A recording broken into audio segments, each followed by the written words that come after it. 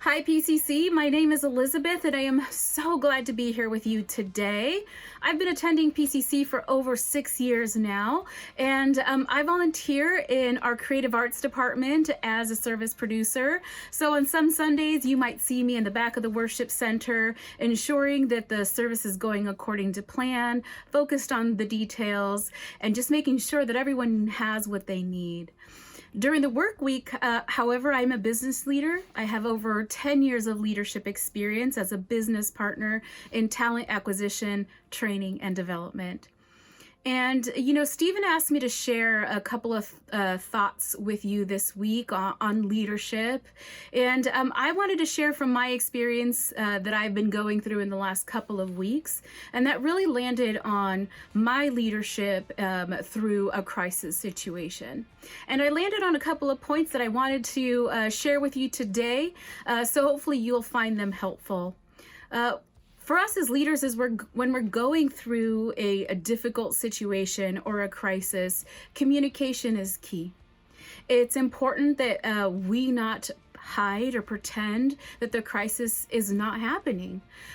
This causes us to lose credibility with our team. And so it's important for us to really tackle the situation head on.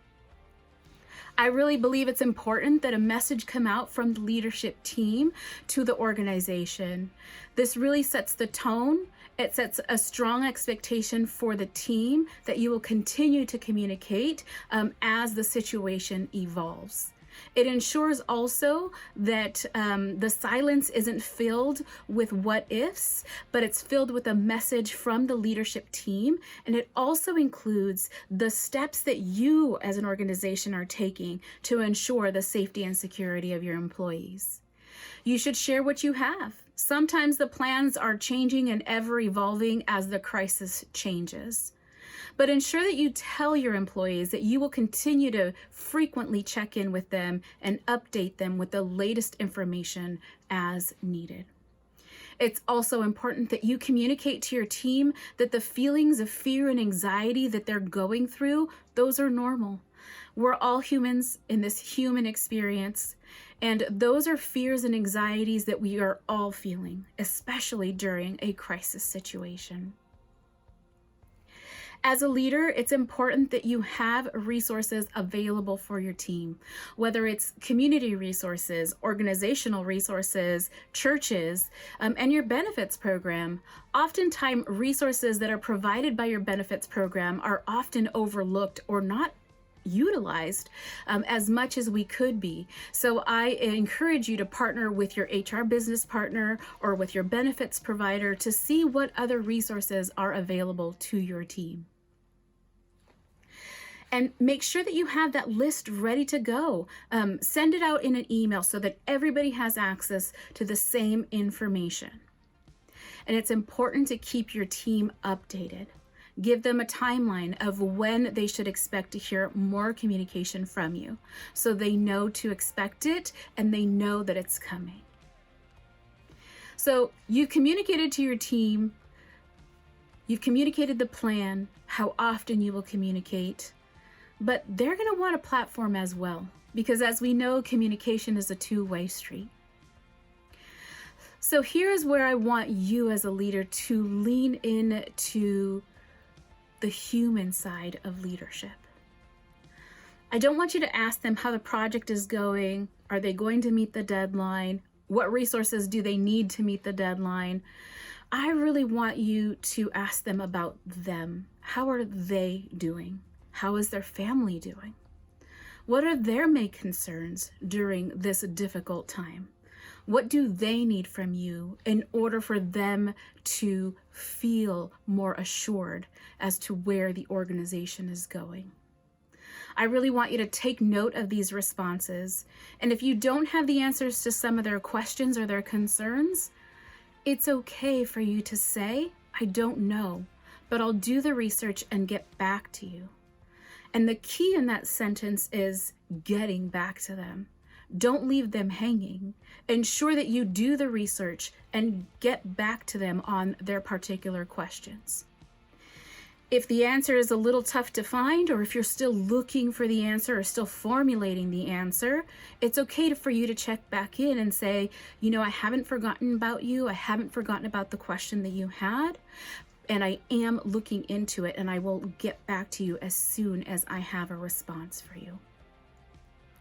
And it's important that you continue to provide frequent updates and have frequent platforms for your team to feel heard and a part of the conversation. So how will the team react?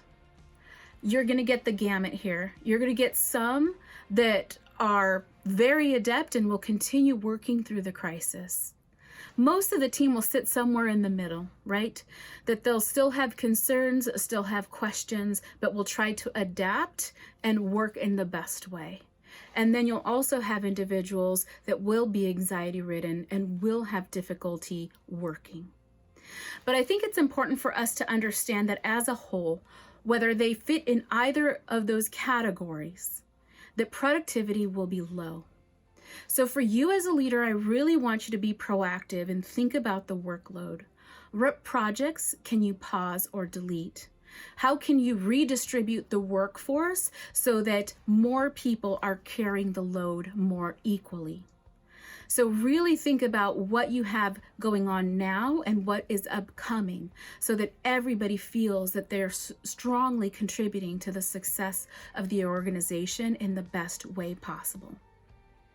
So the next step is going to be, how do we act in this situation? And for us as believers, I think that here is where we differ maybe from others around us, because here is where we tap into the heart of God. And it's important for us to be guided by these principles in order for us to truly make a difference in our team. So how will you act? Number 1, be patient. Ephesians 4:2 tells us, with all humility and gentleness, with patience, bearing with one another in love. If patience isn't your go-to, I encourage you to pray, ask someone to keep you accountable so that you can bring that patience to a very difficult situation.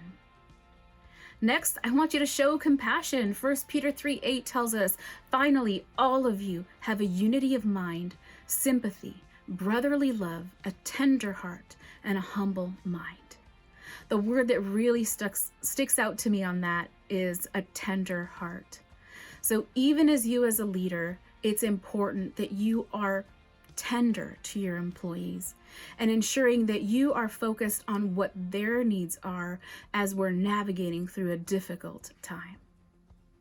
I also want you to signal your willingness and your availability to talk and to practice active listening. Proverbs 2:2 tells us, making your ear attentive to wisdom and inclining your heart to understanding. When we're actively listening to our team, what we're doing is we're listening to understand and not to respond. So when we're inclining our heart to understanding, we're really listening in, we're honing in on the things that our team is telling us that is going to help us help them through a difficult time. So listen to understand and not to respond. And I want you to observe their feelings. They're their feelings, they're valid, they may have anxiety, and it's okay for them to have those feelings.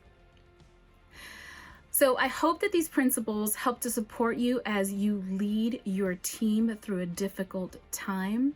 And I want to leave you as leaders with a couple of verses that are going to help to encourage us as we go through this daily walk of dealing with a crisis. The first verse is Psalms 32:8. It says, I will instruct you and teach you in the way that you should go.